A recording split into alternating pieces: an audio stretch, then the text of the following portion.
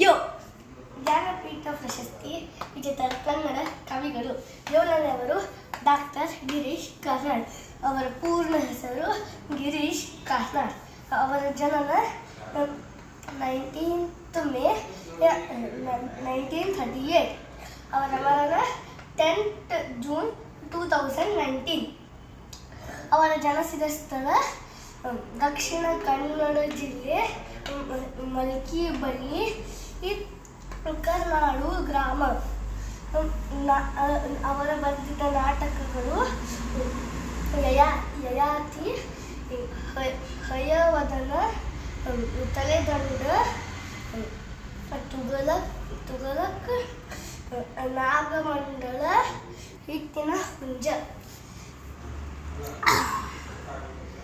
ಚಲನಚಿತ್ರಗಳು ಕಾಡು, ಒಂದಾನೊಂದು ಕಾಲದಲ್ಲಿ, ತಬ್ಬಲಿಯು ನೀನಾದೆ ಮಗನೇ, ಉತ್ಸವ.